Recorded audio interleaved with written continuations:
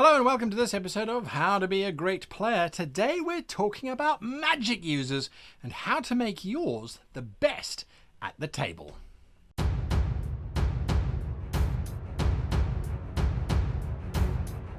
Hello, my name is Guy, and today we're talking magic users and how to make yours the best at the table. How do we do that? How do we make sure that your magic user is the best at the table? I'm not talking about building the ultimate magician or the ultimate priest. I'm not necessarily talking about that in this video.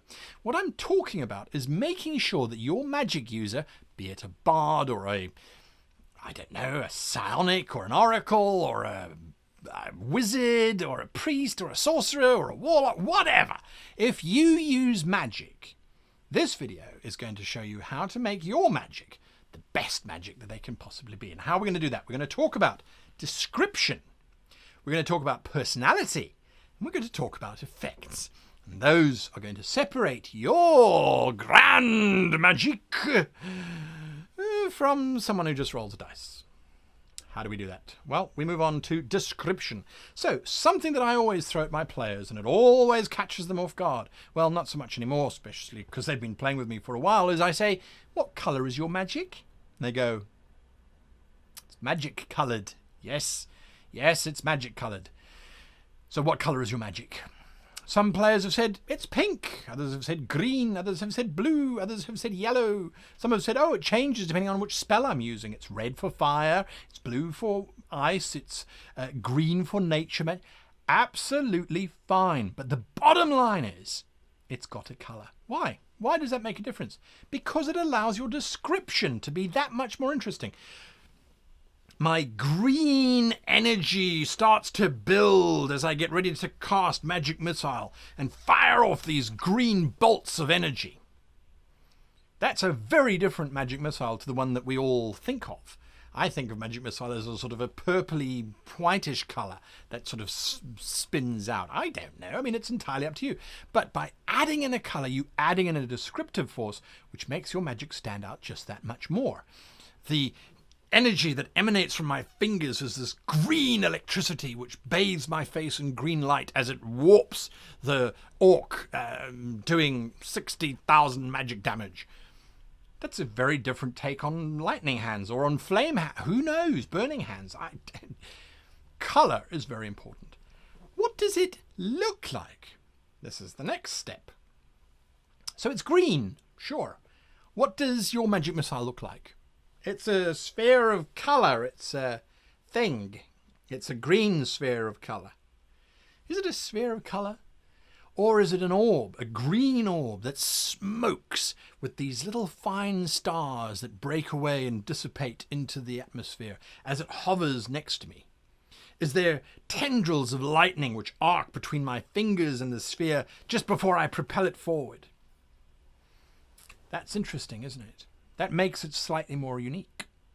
I'm not advocating that every single spell requires you to spend 10 minutes describing the amazing green the green animatic, the green animation that you have applied, plus all of the tendrils and the smoke and that sort of thing. You don't have to do that for every spell, but I would advocate that you do it at least 3 or 4 times a session if you're casting multiple spells in that session. That's what makes you you. That's what makes your character. Your character is the way their magic works. You should be explaining that to your fellow players. Why not? This is a descriptive game after all. What are the other senses? What does magic smell like? Does it smell sulphurous? Does it smell like rosehip? Does it smell like mint? What does it taste like? When I electrocute you with lightning bolts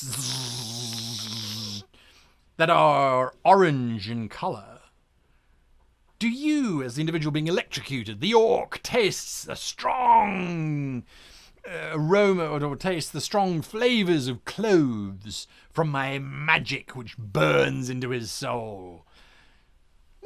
What other senses can you use? How does it feel when you're getting touched? Obviously with lightning it feels pretty bad. But when I heal you, is it a warm, comforting glow like the embrace of your mother? I don't know. You do. It's your character. It's your magic. By adding in these things, suddenly it really becomes your magic. And suddenly people sit back and they go, wow, I remember when you cast that spell, it tasted like strawberries, didn't it?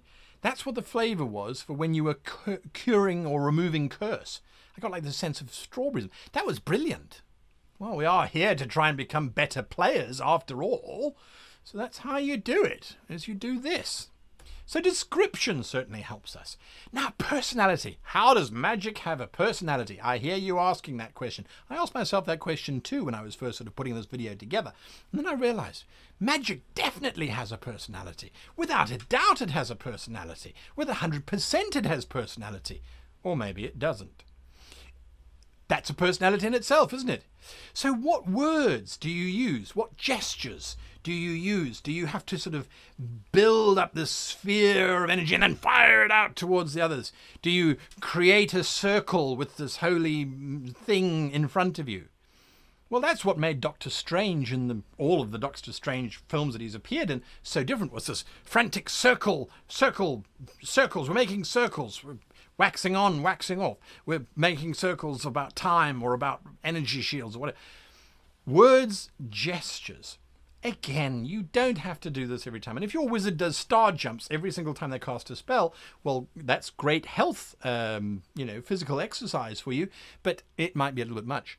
But if they make a symbol, if they hold their symbol of their god whenever they're praying, just that simple little gesture, again, it reinforces and it makes the magic yours. It makes it your own, and other players will respond to it. What are the rituals that your character goes through before they cast a spell? Do they rub their hands together? Do they grab a piece of earth and sort of let it drift in the wind so they can see which direction the wind is going, so they can account for it when they fire off their divine rays of destruction? I don't know. Do they, after combat, do they go to each target they hit with magic and place their hand on that individual's forehead and say, "My magic consumed you. You have fed my magic"? Or, if it's a necromancer, I suppose that could work. The rituals that you go through. You don't have to, by the way, you don't have to go through each and every single one of these. You don't have to have the stack so that you read out your paragraph. My coloured magic that does tendrils of lightning, that smells of elderberries and that tastes like a hamster, fires off at you by waving my hands in an intricate pattern of left, left, right, right, up, down, left, left, backward, space, forward, forward. And then I grab, a four-leaf clover from the ground and eat that for all. You don't have to have all of that in your description. You can vary it up as well. Sometimes talk about what happens after the spells happen. Sometimes talk about the colour of the spell, the taste of the spell, the smell of the spell. It doesn't matter. Bring these descriptions in and it really will improve the way that people see how you are using your magic. Finally, what are the quirks about it? With wand usage, is it a desperate sort of wand usage? Is it a casual one? Is it a flick of the wrist, perhaps? Perhaps whilst doing it, their face has to contort. Perhaps they enjoy firing electricity into the body of someone. Do they smile when they do it? Do they laugh with power as their spell goes off? Are they grim and determined and they don't talk about it? Do they sort of reluctantly cast it? No, I don't want to see it anymore. No. How do they do it? What quirks can you add to give your magic personality so that your fireball is very different from the wizard next door? First, it's got a different colour, it smells different, the hand gestures that you do are different, the words you might use are different. There's so many different things that you can do to make I cast fireball at it. Well, sure, that's fun. Then the effects. What are the actual effects? The books, especially things like, say, Dungeons and Dragons, describe roots growing out of the ground and wrapping around, this is the entangle spell, wrapping around anyone who's within that space and who hasn't made their strength save or whatever it is. So what is the actual effect? You need to know that. That's important. The way to magic your own is to actually know what you can do as a character. That's important. You should know what your magic does. Read it a couple times. Remember it a little bit. You should know what your magic does. So by knowing the actual effect, people are trapped in an area and they have to make a strength save. That's the actual effect. Knowing that allows you to change how it's perceived. So the spell hits the character. You don't like the idea of some roots that grow out of the ground and it's boring. What if the ground that is going to grow up and entrap these individuals? What if these fingers reach out, these stone fingers, and they just clamp around the ankles of the individual. The actual result is they have to make a strength save in order to not be hindered in the area. The result hasn't changed. The spell hasn't changed. But now that it's these stone hands that grip, and your sorcerer or your priest who has cast this, your druid, is standing there with their hands clenched, emulating the effects of the spell. And as someone tries to move through, the hand reaches out to try and grab them, and so the spell tries to grab them as well. So that's just a way of changing up a non-mechanical descriptor. The effect is still the same, the mechanical effect is still the same, but the way that you're describing it is very different. Now, of course, you need to also make sure that when you're doing this, that the GM isn't sitting there going, I don't know what spell you're casting.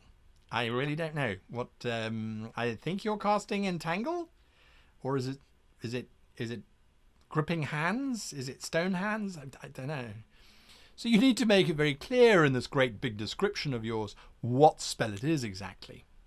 Then, of course, your character. Once your character has finished casting the spell, are they drained? Are they exhausted? Are they tired? The book doesn't go into it. The book just says, well, you can cast this many spells a day. Does your character get mental fatigue from casting? Does your character get enervated and go, ha, did you see that? Did you see that? That was amazing. I'm going to try it again. Do you have funny faces when your character is casting the spell? What are the effects on your character? Again, all of these options, these 9 different descriptors, you can apply to magic to make it your own, to make it feel like you, as the player, own it. And I guarantee you, no one is going to say, no, that's not how it works. If your fireball is a luminous pink, because you feel that luminous pink is the right colour, I challenge you to find any GM worth their salt who's going to say, no, it's not, it's orange, it's a fireball, it's got to be orange. Really, it's magical. It is a non-corporeal substance which no longer sets things on fire. How does that work? Just explain it to me. Or it does actually, I forget now, whatever the effect might be. It's magic! Who determines the colour of the magic? Technically, I suppose the GM does because it's the GM's world. But if the GM is busy worried about the colour of your magic rather than how the encounter is running, well, that's a different kind of GM. And they shouldn't really care what colour your magic is as long as the effects, the actual effects, remain the same. It's just about telling the story in a better way. So for me, that's how you make magic that much better, is you make it your own. And those are the techniques that you use to do it. Anyway, those are my thoughts. So there you go. Use them, don't use them. Either way, think about it. And if you can make your experience that much better, why not? I challenge you, stretch yourself to do it. If you have already done it, let us know below. Share your thoughts. How have you made magic yours? How have you made it your own? Anyway, until next time, I wish you and yours the very happiest of playing.